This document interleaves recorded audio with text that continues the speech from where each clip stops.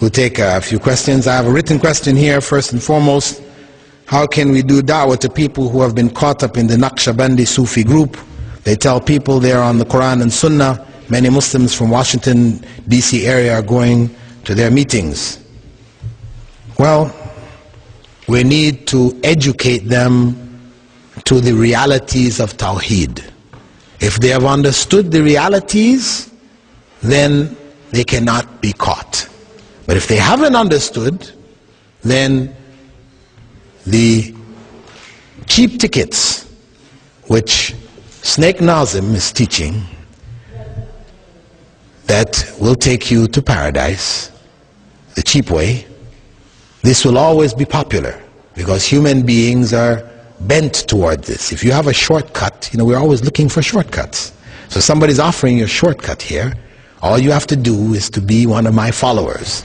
As Snake Nazim tells his followers, if you are one of his true followers, when the time of death comes, the angel of death will not take your soul to hand it over to the angels of the next life. He said, I will be there to take your soul and to hand it over to the angels of the next life.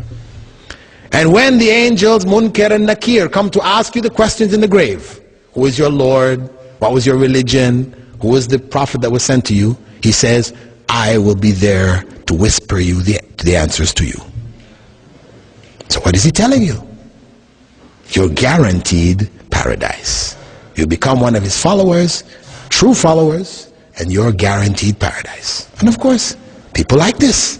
So you find big figures, the ruler of Brunei, one of his followers, built a £25 million center for him in England. He's got many followers. It's very attractive, And many who have accepted Islam in Europe, in Germany, and in England, they have joined his way. Because, as I said, this is the nature of human beings. Just as in the past, when the Roman Catholic Pope used to prepare what were called the papal indulgences, which was a certificate stating the bearer of this certificate has a place in paradise. You pay some money, he puts your name on the certificate, puts his stamp, and you walk away. Right? This was done for hundreds of years. This is one of the things which Martin Luther protested against. Tickets to paradise. People are bent towards this. So by explaining, letting them understand the realities, they claim that Snake Nazim is able to be in more than 7 locations in the world at the same time. So he can be sitting with you here in your dhikr circle, and he's also in Sri Lanka, he's also in Mecca making tawaf, and his followers will confirm, yeah, he's here, he's there, he's everywhere. So you let people understand that these type of beliefs, by understanding the foundation principles of Tawheed, they understand that this is some form of deviation. Inshallah, they can extract themselves from this. And the unfortunate thing is that these types of groups that promote this idea, where you follow your sheikh blindly, you don't question, because as Musa was not able to understand the workings of Khidr, because he had special understanding, as they say, he was able to see with the spiritual eye. This is one of the statements they like to say, whereas Musa was only looking through the material eyes, right? They say in the same way, the sheikh, he has that connection. Meaning that if you see the sheikh go down to the local liquor store and he buys himself a bottle of Johnny Walker, he comes back, he pours a glass and he drinks it, don't think that he's drinking alcohol. It may appear that way to you, but no. There is another explanation, a deeper explanation, and they will give it for you. So what that does is it opens up corruption among their followers. So these individuals, himself and his khalifas, they do all kinds of stuff. And the people silently bear these things, believing that there is a deeper explanation. So you'll find the Khalifas, like one sister told me from Sri Lanka, how she had, gone into this dhikr situation with their Khalifa there. You have, in America, the Khalifa is, what's his name, Kabbani, right? In Sri Lanka, he's left a Khalifa. He's got Khalifas in different locations.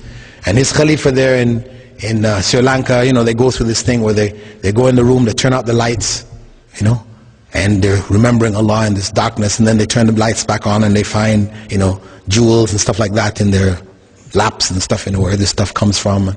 Anyway, what she was saying that, she had gone to him, she had some problems, and he was telling her, okay, you make dhikr and so and so. Next thing she knows, he's fondling her, and she's shocked what to do, and he's carrying on, and she's just stuck in this situation. She can't say anything. She came out of it, disgusted, what to say, and she left the group, ashamed, etc. But basically, she's not the only one. Many of the people have been affected in this way, but they are silent. They don't do anything. They can't say, because you cannot judge these things as they appear. So in the past, you have many examples of this kind of corruption which took place. You had people like Jimmy Jones, right, who took 900 of his followers down to Guyana and committed suicide together. If you read about what Jimmy Jones was doing to his people, some incredible stuff. You wonder, how could people tolerate this? Well, Jimmy Jones had the people believing that he was God. He was God. So everything that he did, they found other explanations for it. Same thing with Sai Baba. You have cases against Sai Baba now where Americans who were among his followers and sent their children to study with him, the males, he molested them seriously, because he claims to be celibate, but in fact he is involved in a number of homosexual practices. But again, the followers, they don't want to accept this. They want to blank it out. No, Sai Baba, you don't understand. No, it's not what you see, not what it seems. They are in the state of denial because they've accepted the idea that this man is God. So these are among the dangers that exist there. As we said, the idea of giving da'wah to the people of this region, or of this belief where people are followers of Sheikh Nazim and others, is to try to give them the foundational beliefs concerning Aqidah. Those who are clear of these beliefs will not fall into this trap. Those who are not are exposed.